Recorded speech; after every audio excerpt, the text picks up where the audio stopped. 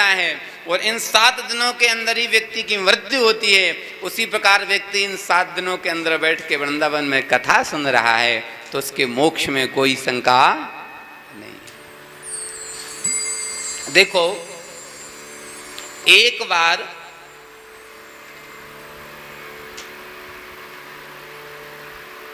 भगवत प्राप्ति होने में कोई शंका हो सकती है और भगवत प्राप्ति हो जाने के बाद भी पतन हो जाता है। कई उदाहरण हैं, भक्तमाल में भरे पड़े हैं, भागवत जी में।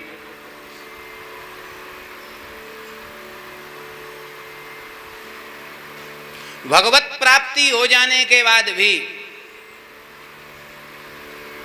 वृंदावन की प्राप्ति नहीं होती। हम नहीं कह रहे, उद्धव जैसा ब्रह्म ज्ञानी कह रहा है। आसा महो चरण रेणु जुसा महम स्यात् वृंदावने किमपि गुल मिलसौ सधीना।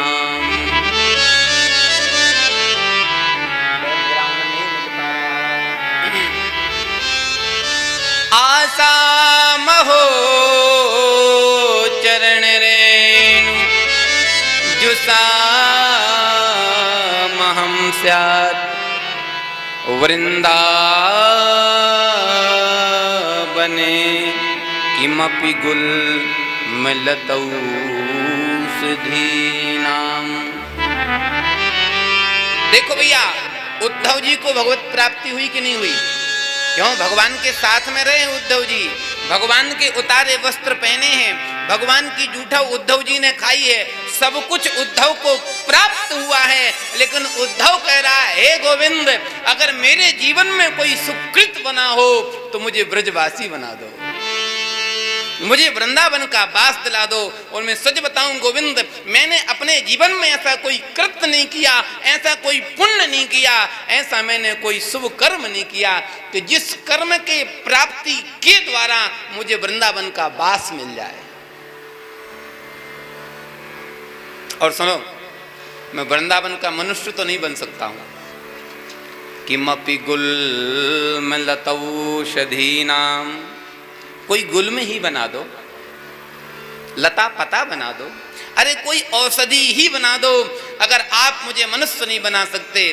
देखो भैया, हमने तो गुरुजनों से सुना है, वृंदावन महिमामृत ग्रंथ में भी पढ़ा है कि हमारे वृंदावन को तो कुत्ता भी इंद्र से श्रेष्ठ है।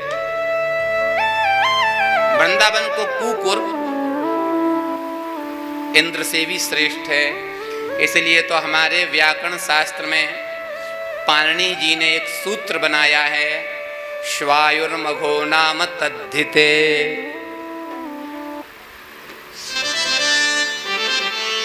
श्वाया ने कुत्ता, मघवन वाने इंद्र। इंद्र की तुलना कुत्ते के बराबर है। एक बालिका बैठी बैठी माला गो रही थी, ध्यान से सुनना। एक बालिका बैठी बैठी माला गो रही। एक महात्मा जी आए और बोले, अहो शिवालम किमिदम विचित्रम। ए बालिका, ये तू क्या विचित्र माला गो रही है? उसने कहा, बाबा कहा होगा? बोले, क्वाचम मणि कांचन मेक सूत्रे। अरे तू एक ही धागा में मणि, उसी धागा में कांच और उसी धागा में तू सोने को पोती जा रही है। अरे कहाँ कांच, कहाँ सोना और कहाँ मणि? अरे तुझे माला गोना है तो मणियों की अलग, कांच की अलग और सोने की अलग माला गो। अहोसी बालम किमिदम विचित्रम, किम इदम विचित्रम, ये क्या विचित्र तू माला बना रही है? वो बालिका कहती है, महाराज हमारी तो छोड़ो, विचारवान पाणिनेक सूत्रे, विचारवान पाणिनेक सूत्रे श्वानम युवानम मघुवान माहु। मैं तो एक बालिका हूं। एक विचारवान पंडित पाणिनि जी ने श्वानम युवानम मघवानम आहु, इंद्र को, कुत्ता को और मनुष्य को एक सूत्र में रख दिया, तो मैंने कांच को, मणि को और सोने को एक सूत्र में रख दिया, तो क्या गलत कर दिया। तो निवेदन करूं भैया, देखो आप लोग कि इस जन्म का कोई ऐसा कृत्य नहीं है जो आप लोगों को 7 दिन तक ब्रजवास रहने को मिल रहा है। ये कोई पूर्व जन्म का कृत्य है। क्यों? भाग्योदयेन बहुजन्म समर्जितेन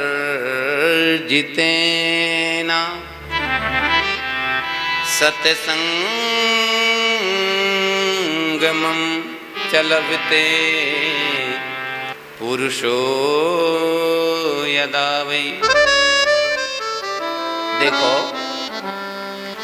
एकाध जन्म का भाग्योदय होता है तब कथा मिलती, ऐसा नहीं है। बहुजन्म, बहुवचन करके मतलब अनेक जन्मों का,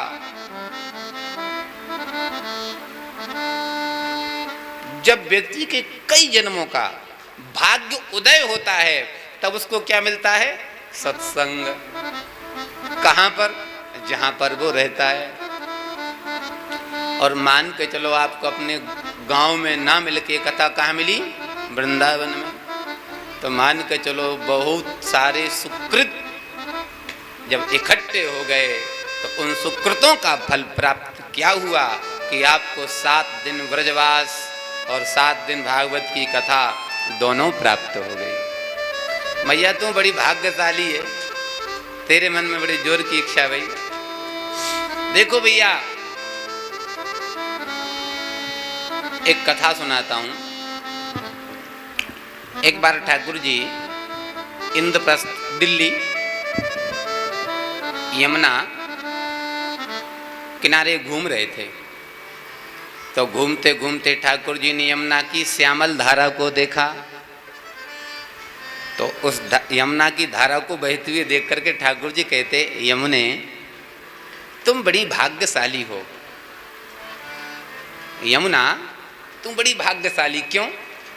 क्योंकि तू दिल्ली से बह के वृंदावन जा रही है। जो व्यक्ति वृंदावन जाता है वो सामान्य नहीं होता, अति भाग्यशाली होता है। यमुना तू कितनी भाग्यशाली है जो तू दिल्ली से वृंदावन जा रही है, और मेरा दुर्भाग्य देखो, मैं वृंदावन को छोड़ के कहाँ भटक रहा हूँ। इसलिए यमुने तू बड़ी भाग्यशाली है, बड़ी भाग्यशाली है। अर्जुन संग में थे, प्रभु काहे को फालतू की बातें कर रहे हो, या मैं कौन बड़ी बात, चलो वृंदावन। अभी चलते हैं। भगवान बोले, अर्जुन जी अपने बस की बात ना है, ये प्रारब्ध में तो वृंदावन मिले, ब्रजवास सबको ना मिले। जहाँ पे किशोरी की कृपा होए बाकों ब्रजवास मिले। ठाकुर जी के ऊपर से किशोरी की निगाह टेढ़ी हो गई तो ठाकुर जी को वृंदावन वास छूट गयो। ठाकुर जी ने कहा, भैया उधो, भैया अर्जुन, वृंदावन वास भाग्य से ना है, किशोरी की कृपा से मिलता है। अर्जुन बोले, मोह भरोसा ना है। तो बोले चलो। अर्जुन और ठाकुर जी जा रहे थे, इतने में युधिष्ठिर को बुलावो आगो। भगवान ने कहा, बताओ कहाँ चले? बोले चलो पहले भैया की सुने, फिर चले। गए सोई महाराज। युधिष्ठिर बोले, बहुत देर है रही है राजसूय यज्ञ करवे में। अरे बोले, मोह वृंदावन जानो है। बोले बाद में चले जाइयो, जरासंध को मारो फिर यज्ञ। तो जब जब इन्होंने कई बार कोशिश की वृंदावन आने की, नहीं आ पाए। ठाकुर जी ने कहा, सुनाओ अर्जुन। जब अर्जुन को भरोसा नहीं हुआ तब ठाकुर जी ने अर्जुन का हाथ पकड़ा, लोकाचल पर्वत श्वेत दीप ले गए। और जब ठाकुर जी अर्जुन को श्वेत दीप लेकर के गए तो वहां पर क्या देखते हैं?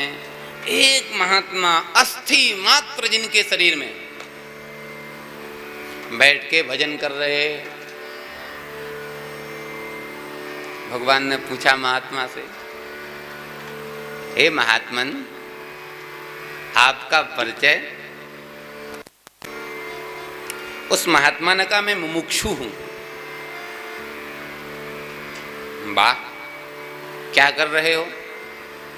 तप। किस कामना से? मोक्ष की? बोले नहीं, श्वेत द्वीप पे आकर के, जो श्वेत द्वीप पतिश्चित्तम, चित्त के देवता हैं भगवान श्री कृष्ण, वो श्वेत द्वीप में भगवान डोलते हैं, घूमते चाहे जहां पकड़ लो। तो श्वेत द्वीप जो पहुंच गया उसका तो मोक्ष हो गया। तो महात्मा तुम मोक्ष की जगह में आकर के भी मोक्ष की कामना कर रहे। तो उन्होंने कहा, देखो प्रभु, मोक्ष वो नहीं है। मोक्ष क्या है? बोले, मैं उत्तम मोक्ष मानता हूं ब्रजवास को। देखो भैया, जो मुक्तात्मा होती है, जिनका वैकुंठ इत्यादि में मोक्ष हो जाता, वहां क्या रहता है? कछु ना एक बार अमृत पिलाओ जाओ, बाकी बाद ना तो वहां भूख लगे, पतन पलासा बंध भय, मृत्यु हु तहनाय, पाफा बाभा मारहित, शो अपवर्ग कहाँ। देखो, जब व्यक्ति का मोक्ष हो जाता है तो ना तो वहाँ पतन होता है, न वहाँ फल की कामना होती है, न वहाँ कोई बंधन होता है। अब देखो, मृत्यु लोक में बंधन भी है, मर्यादा का बंधन, घर का बंधन। अरे दुनियादारी छोड़ो, महात्मा सब कुछ छोड़ के आ जा, मैं तो लंगोटी में भी गांठ को बंधन हो गए। तो मनुष्य का जीवन बंधनमय है, जो सब कुछ त्याग देवे बापा लंगोटी ना त्यागी जावे। तो जीवन में कोई ना कोई बंधन है, पर मोक्ष हो जाने के बाद कोई बंधन नहीं होता, वहां भय भी नहीं होता। देखो भैया, मृत्यु लोक में आप सब चीज से निर्भय हो सकते हो, पर मरने का डर तो सबको लगा होता है। यहां तक कि रावण जैसा बलवान ही क्यों ना हो, कंस इत्यादि क्यों ना हो, कोई भी व्यक्ति क्यों ना हो, मरने का डर। अभी काले फन वाला सांप दिख जाए, भगदड़ मच जाएगी। मजे की बात यह है, सांप को देख के लोग भागते, लोगों को देख के सांप भागता, पता ही नहीं चलता कि कौन किसको देख के भाग रहा। तो मृत्यु, भय, यहां सब है, पर मोक्ष के बाद ये सब नहीं होता। तो महात्मा जी, यहां तो कुछ है ही नहीं, फिर आप किस मोक्ष की कामना कर रहे? बोले, प्रभु मैं चाहता हूं, मैं उत्तम मोक्ष उसको मानता हूं। देखो भैया, जो भगवान के परम भक्त होते हैं वह भगवान से मोक्ष की कामना नहीं करते, वो तो यही कामना करते हैं कि बार बार वर मांगहूं, हरस देव श्री रंग, पद सरोज अनुपायनी, भक्ति सदा सत्संग। हे प्रभु, अगर कोई भक्त वरदान मांगता तो दुनियादारी नहीं मांगता। न नाक पृष्ठम न च पारमेष्ठम न सर्वभौमम न रसाधिपत्यम न योग सिद्धिर पुनर्वम्बा समंजसत्वां विरहय्य कांक्षे। विरह किसको होता है? जो प्रेमी। प्रेमी कौन है? जो भक्त। तो भगवान का जो भक्त होता है वो भगवान से भक्ति मांगता है और भक्ति में ही विरह होता है। तो भगवान का जो भक्त होता है संसार के साधन नहीं मांगता है। भगवान का भक्त तो भगवान से केवल भक्ति मांगता है। और निवेदन करूं, भक्ति का साधन, भक्ति का स्थान क्या है? वृंदावन। भक्ति नृत्यति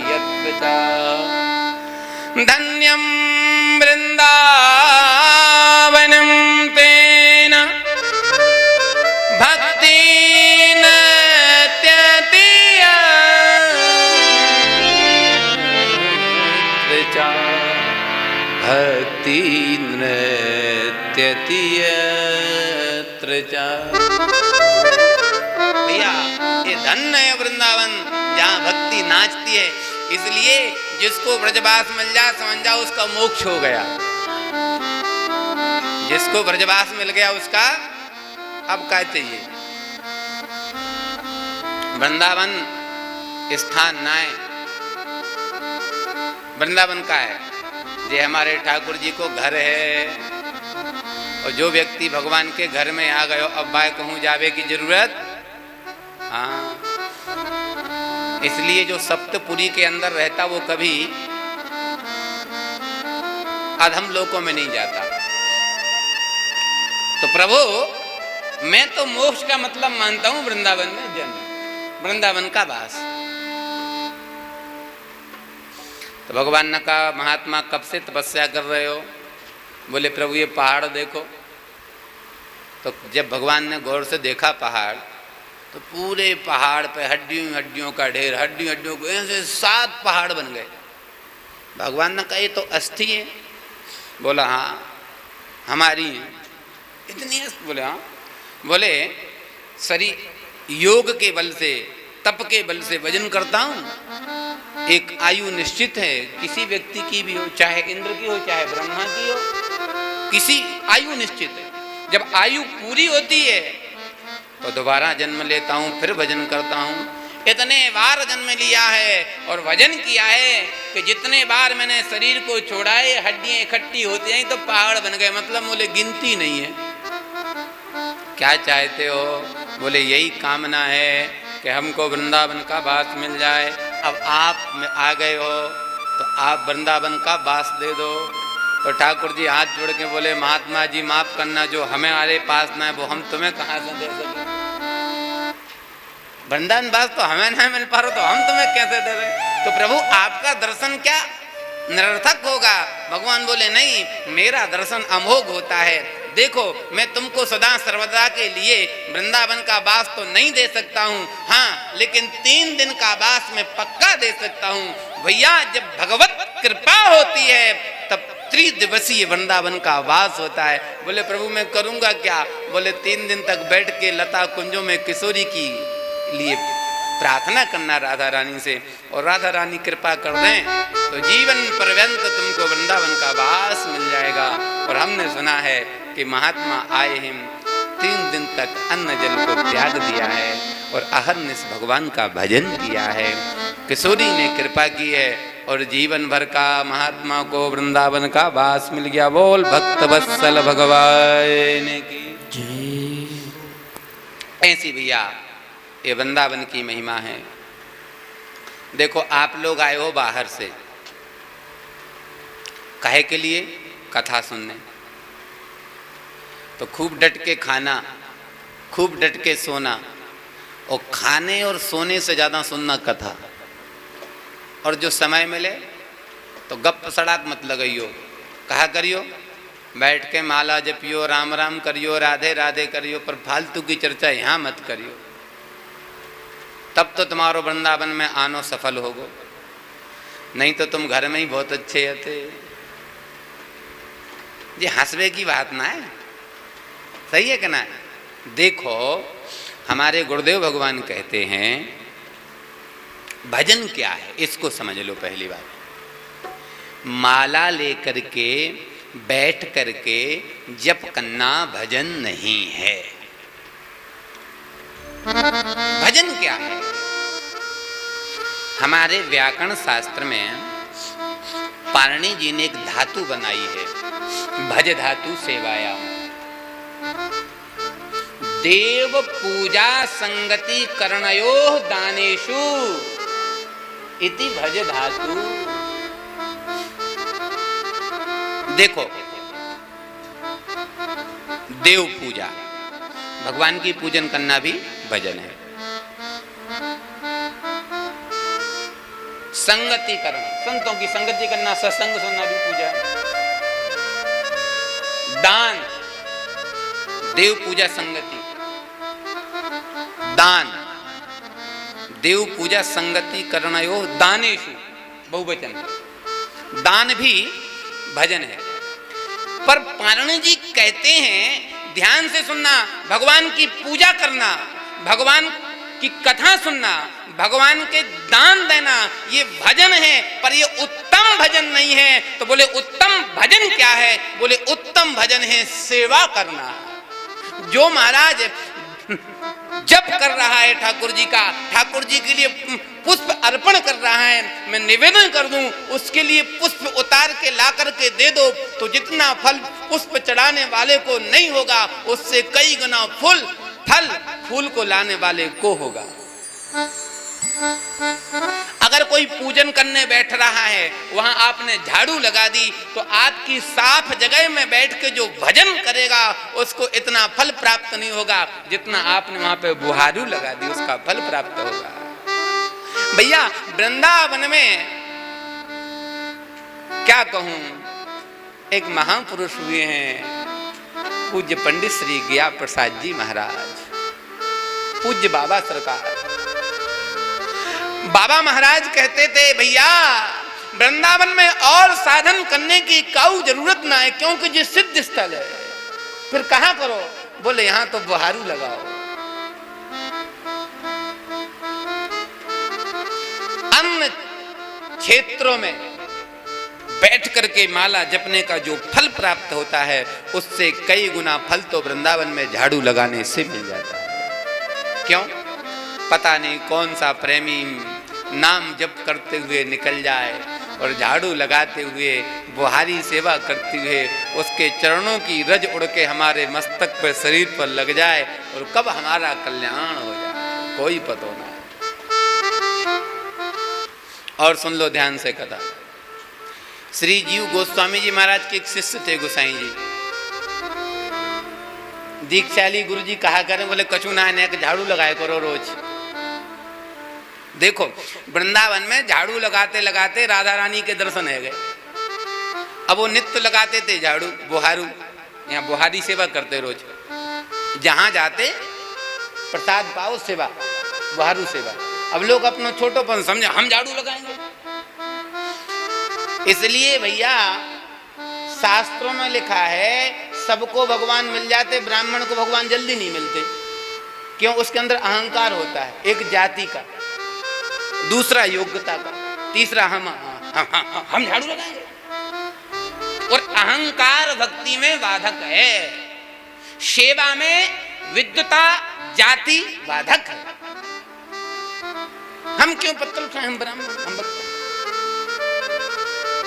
तो सबसे छोटी सेवा देखो, मैं कितनी अब भागवत रह जाएगी, इतने मेरे पास उदाहरण हैं। राम जी जब पूरी वानरी सेना को लेके रावण को मार के अयोध्या आए, और जैसे ही अयोध्या आए राम जी का राज्य अभिषेक हो गया।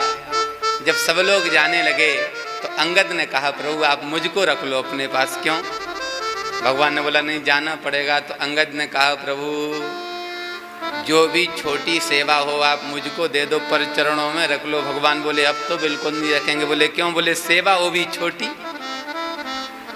सेवा वो भी छोटी।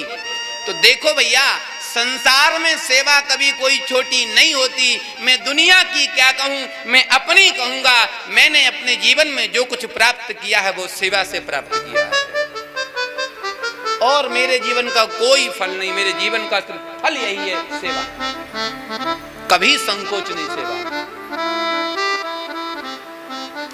सिर्फ जिस दिन आपको सेवा छोटी लग जाए उस दिन समझ जाना अब तुम यहाँ के लायक नहीं हो, यहाँ नहीं रह पाओगे। और एक और बात बहुत अच्छी कह दूं, गुरुदेव भगवान का वचन है। गुरुजी कहते हैं अगर आपको पूछना पड़े, अब हम चरणों में रहे हैं तो भाई उनको तो कि हम क्या सेवा करें, तो बोले फिर तुम सेवक नहीं, फिर तुम नौकर हो गए। बताने पे कोई काम करे तो वो कौन है? सेवक और नौकर में अंतर होता कि नहीं होता? देखो सेवक क्या है, सेवक सेवा करते करते उसमें वो सेवा का फल प्राप्त होता है कि सेवक एक दिन स्वामी बन जाता है। बन जाता कि नहीं बन जाता? हम वृंदावन में ऐसे कितने लोग बता दूं, आश्रम में सेवा करते करते आए थे, सेवा करते बन गए महंत। आए थे आश्रम में सेवा करने, बन गए महंत। ये कहा जी सेवा को फल है।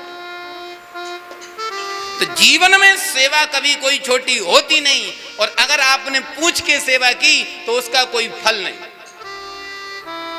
और निवेदन बताऊं अब, और मैं क्या देखो सेवा सेवा कैसे ढूंढी जाती है। हनुमान जी महाराज उदाहरण, जब राम जी राजा बन गए, थोड़ा मेरी कथा को गौर से सुनना, मैं बहुत जगह से चल रहा हूं, पहुंचूंगा अपनी जगह पे, बस समय थोड़ा हो जाएगा। जब हनुमान जी महाराज राम जी वनवास से लौट के आए, सब लोगों ने एक मीटिंग बुलाई। भरत लाल शत्रुघ्न लाल बोले लक्ष्मण भैया बड़ा भागी है जिसने भैया की बड़ी सेवा की, हमको भी सेवा करनी चाहिए। जानकी जी बोली मुझे भी सेवा करना चाहिए। तो महाराज उर्मिला मांडवी सुतकीर्ति कहाँ पीछे, वो भी आ गई, बोली हम भी सेवा करेंगे। अब तो भैया सब लोगों ने सेवा बांट ली। लखनलाल जी बोले सुनो भाई, प्रातः काल ब्रह्म मुहूर्त की सेवा को हमें अभ्यास है, 14 साल से करते आ रहे। ठीक है भैया। बोले उत्थापन, स्नान और संध्या तर्पण की व्यवस्था हमारी, कोई बात नहीं। जानकी जी बोली बाकी बात बाल भोग की व्यवस्था हमारी। तो भरत जी बोले सुनो भैया, अब राजाधिराज हो गए तो राज्यसभा तक हम ले जाएंगे और आदेश कहा है उसको सब पालन हम कराएंगे। शत्रुघ्न लाल बोले भैया तो रथ हम हाँक लेंगे, सरकार बैठ के तो जाएंगे। और उर्मिला जी आई, दीदी बाल भोग तुम्हारी तरफ से, तो राजभोग की सेवा हम कर लेंगे। भैया ऐसी संपूर्ण सेवा बट गई। हनुमान जी महाराज का नियम था सुबह ब्रह्म मुहूर्त में आए गए ठाकुर की सेवा करने। लक्ष्मण जी बोले बस बस बस बस बस, आपने बहुत सेवा करी, अब नियम बन गया है। देखो ये रजिस्टर है, ये पूरी भगवान की दिनचर्या है, इस पे ठाकुर जी के साइन है, कितने बजे किसको सेवा करनी है, आपका कोई नाम नहीं, कोई बात। लखनलाल जी ने सेवा की, बाल भोग। जानकी जी बोली बस हनुमान बहुत हो गए, जाने लगे। भरत जी, अब पूरा सुबह से शाम भर गया, हनुमान को कोई सेवा नहीं मिली। हनुमान जी दुखी हो गए, रोने लगे। ये भी कोई जीवन है जिस जीवन में सेवा नहीं, जिस दिन जीवन से सेवा हट जाए उस दिन हनुमान जी कहते जीने का कोई फल नहीं। क्यों? हनुमान जी कौन है? दासो हम कौशलेंद्र राम श्री कृष्ण कर्मणा, मैं दास हूं। दास मतलब सेवक, और सेवक को सेवा ना मिले तो उसको जीने का क्या तात्पर्य है? मुझे तो सेवा चाहिए। हनुमान जी व्याकुल हो गए। जब हनुमान जी व्याकुल हो गए, निवेदन करूं, जब भक्त व्याकुल होता है तो भगवान एकदम द्रवित हो जाते हैं। ठाकुर जी समझ गए हनुमान को सब कुछ मिली, सेवा नहीं मिली, हनुमान ना रह पाएगा। 22 में ठाकुर जी को आए गई जिमाई, तो हनुमान जी बोले सुनो भैया, सबने सेवा ले रखी? बोले हाँ। तो बोले चुटकी बजाने की सेवा किसने ली? चुटकी जब जिमाई आती तो, अब राजाधिराज स्वयं चुटकी बजाएंगे तो काय बात के राजा, नौकर चाकर काय को रखे जाते? नौकर चाकर काय को रखे जाते? कामना करना पड़े। अरे बोले काऊ की ना चुटकी की सेवा। हनुमान जी बोले जे हमारी सेवा। अब भैया हनुमान जी बजाने लगे चुटकी। अरे जय सिया राम, जय जय सिया राम, जय सिया राम, जय जय सिया राम, जय सिया राम, जय जय सिया राम, जय सिया राम, जय जय सिया राम, जय सिया राम, जय जय सिया राम, जय सिया राम, जय जय सिया राम, सिया राम, जय जय सिया राम, जय सिया राम, जय जय सिया राम, जय सिया राम, जय जय सिया राम, जय सिया राम, जय जय सिया राम, जय सिया राम, जय जय सिया राम, जय सिया राम, जय जय सिया राम, जय सिया राम, जय जय सिया राम, जय सिया राम, जय जय सिया राम, जय सिया राम, जय जय सिया राम, जय सिया राम, जय जय सिया राम, जय सिया राम। गाइए, हनुमान जी चुटकी बजा रहे और गा रहे हैं। जय सिया राम, जय जय सिया राम, जय सिया राम, जय जय सिया राम, जय सिया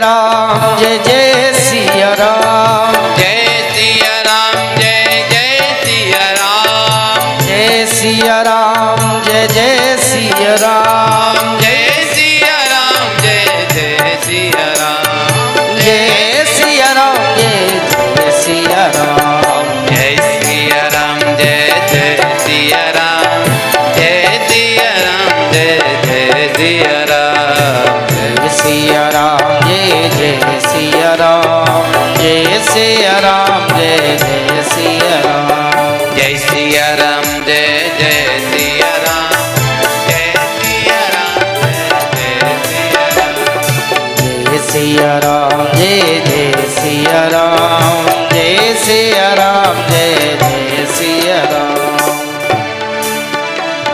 अब जब जिमाई आती है तो लोग चुटकी बजा के बंद कर देते हैं। चुटकी बजा के तो थोड़ी देर चुटकी बजाई तो चुटकी बंद कर दी तो जिमाई बंद हो जाती है। अब राम जी को भाई जिमाई हनुमान जी बजा रहे थे चुटकी। अब हनुमान जी ने चुटकी बजाना बंद ही नहीं किया, कंटिन्यू चुटकी बजाते रहे। जब हनुमान जी कंटिन्यू चुटकी बजाते रहे, लगातार बजाते रहे, अब राम जी का मुंह बंद ना हो, खुला का खुला रह गया।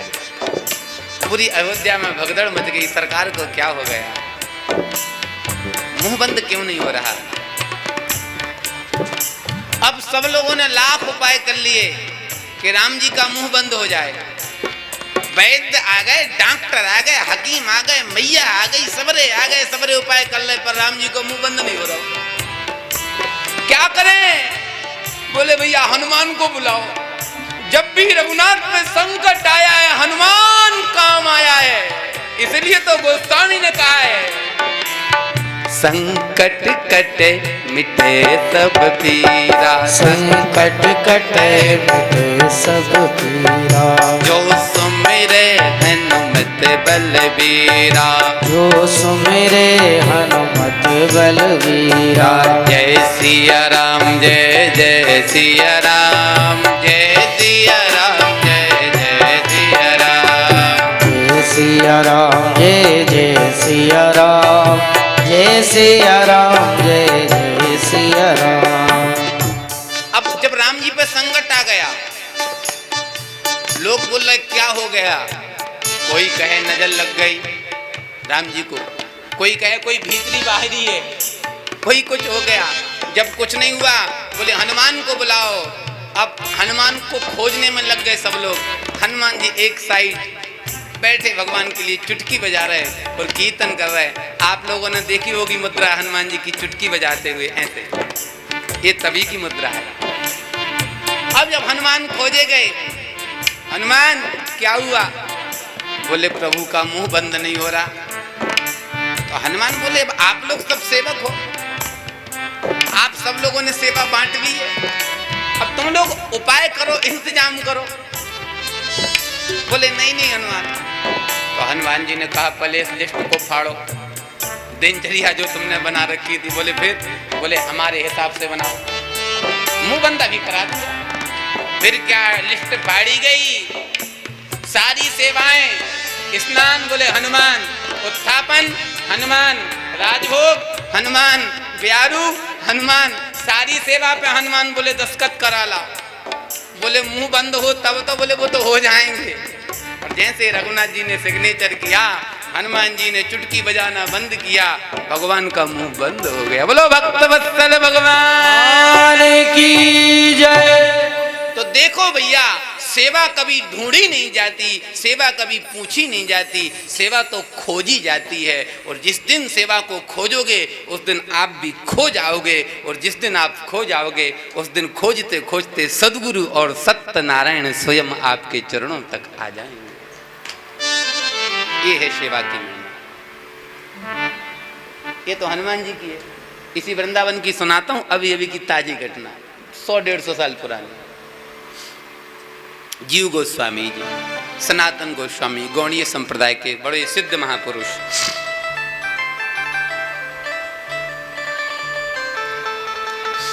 दीक्षा ले गुरु जी से कहा,